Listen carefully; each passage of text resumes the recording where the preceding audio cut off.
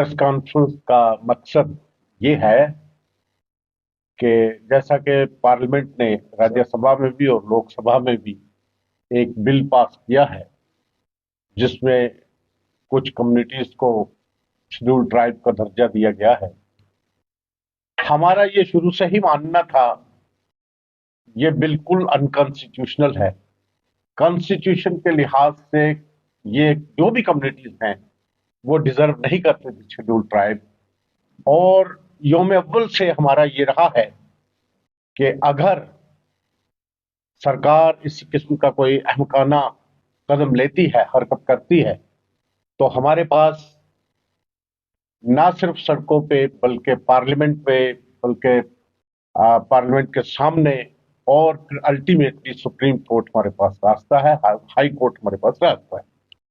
लेकिन बड़ी अनफॉर्चुनेट बात है कि आप लोग, हम सो कॉल्ड पहाड़ीज और गुजर बकरवाल गद्दी सिप्पीज आपस में भाई भाई बन के रहना चाहते हैं, तो आप लोग कदगन लगा रहे हैं उन पे मीडिया के सामने बात करने से या मीडिया के सामने अपनी बात रखने से कि क्या आईनी है क्या गैर आईनी है।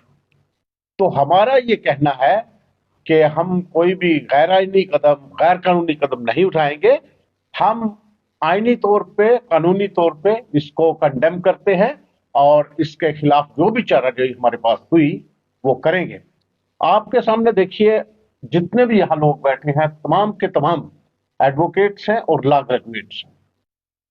हम समझते हैं, बीइंग लॉ ग्रेजुएट्स, हम समझते हैं कि ये गैर आईनी हुआ, गैर कानूनी हुआ, क्योंकि इसमें बड़ी बड़ी जातें हैं जो किसी भी तरीके, जो बेसिक लवाजमात हैं, जो बेसिक शराइत हैं किसी को शेड्यूल ट्राइब या शेड्यूल कास्ट या ओबीसी करार देने के, वो क्वालिफाई नहीं करती।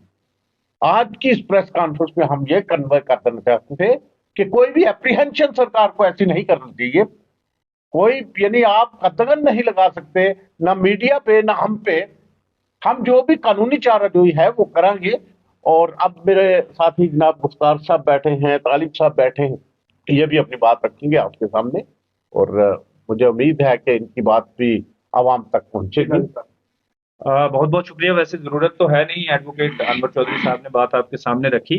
प्रेस कॉन्फ्रेंस का बुनियादी हमारा आज का मकसद ये है कि गवर्नमेंट ऑफ इंडिया ने जिस तरह से एंटी ट्राइबल बिल को पास किया, हम रोजे अव्वल से ही, जिस दिन पिछले 3 सेशन पहले जब हमें पता चला, तो हमने इसकी मुखालफत की। हमने मुखालफत इसलिए नहीं की कि हमें बुरा लगता था, बल्कि इसलिए की कि idea of preservation, idea of constitution और बेसिक जो शराइत हैं एक ट्राइब को डिक्लेयर करने के लिए, शेड्यूल ट्राइब, तो वो उन लवाजमात पे ये लोग खड़े नहीं उतरते थे जिन लोगों को शेड्यूल ट्राइब में आज बदकिस्मती से शामिल किया अपर कास्ट को। तो हमारी प्रेस कॉन्फ्रेंस का मकसद ये है कि हम पहले दिन से आज तक मजम्मत करते रहें, आज भी उसी तरह से मजम्मत करते हैं। और दूसरी बात ये कि हमारी लड़ाई इस मीडिया के जरिए से हम ये बताना चाहते हैं कि ये कम्युनिटीज के अंदर एक और शगुफा छोड़ना चाहते हैं कि सब कैटेगराइजेशन जो है वो एक मसला है, आप उस पर बात करिए। देखिए, सब कैटेगराइजेशन हमारा मसला ही नहीं है। आप उसमें कैटेगराइजेशन करिए ना करिए, हमें शुरू से पता था नहीं करेंगे। लेकिन हमारे दूसरे पहाड़ी भाइयों से कहा गया कि अलग ब्लॉक बनेगा, लेकिन आप देखते हैं कि प्रेसिडेंट ऑफ इंडिया का अभी जो आपके सामने आया है गैजेट में, तो उसमें देखिए कि कोई कैटेगराइजेशन नहीं है, सबको एक ही बाड़े में रोक दिया, बीच में पहलवानों को छोड़ दिया है। हम बेचारे अधमरे जो हैं वो भी वहां पे हैं, तो कह दिया कि अपने अपने आपके हकूक वही ले जाएगा जो सबसे ज्यादा ताकतवर है, तो ऊपर बिठा दिया है दो चार पहलवानों को। अब गुजारिश ये है कि हम सीधा और क्लियर ये पैगाम देना चाहते हैं कि हमारा मौकूफ यही है कि जो ट्राइब नहीं है वो शेड्यूल ट्राइब के अंदर दाखिल नहीं हो सकता। कैटेगराइजेशन हमारा कोई इशू नहीं है। अब रही बात दूसरी की, अब हमें आगे लायामल क्या है, इंशाल्लाह आने वाले वक्त में हमारे सीनियर जो वकला हजरात हैं वो यहाँ पे मौजूद हैं। हमने सड़कों पे भी लड़ा, आगे भी इंशाल्लाह जरूरत पड़ी तो देखेंगे। और दूसरी सबसे अहम बात, इस मुल्क की अदालतों पे हमें यकीन है इंशाल्लाह। और जैसे अनवर साहब ने कहा, हम हाई कोर्ट के अंदर भी देखेंगे, जिस तरह से हमें जरूरत पड़ी, सारी चीजें जब पिक्चर क्लियर हो जाती है ये क्या लेके आ रहे हैं, तो उसके बाद जहां तक भी जाना पड़ा हम इंशाल्लाह जाएंगे। बहुत शुक्रिया। तालिब जी, एक सवाल होगा, जैसे कि अमेंडमेंट बिल जो है एसपी का पास किया गया है, उसको लेकर मतलब कि आप साफ मजम्मत करते हैं कि वो पास नहीं होना चाहिए। सर, उसमें लुकुर कमेटी ने क्लियर कट कहा है। मैं एक छोटी सी एग्जांपल दूंगा। कि किसी भी ट्राइब का बैकवर्ड होना जरूरी है। तो जनाब मैं अब एग्जांपल दे रहा हूं, हाटी कम्युनिटी को हिमाचल में वहां ट्राइब के अंदर वो केस चला गया हाई कोर्ट के अंदर। हाई कोर्ट ने क्लियरली कहा कि हाटी कम्युनिटी की एक दो बुनियाद पे उसको रिजेक्ट किया। एक तो ये अपर कास्ट है ब्राह्मण और राजपूत, दे शेड्यूल ट्राइब। नंबर टू कि इनका 75% लिटरेसी रेट है।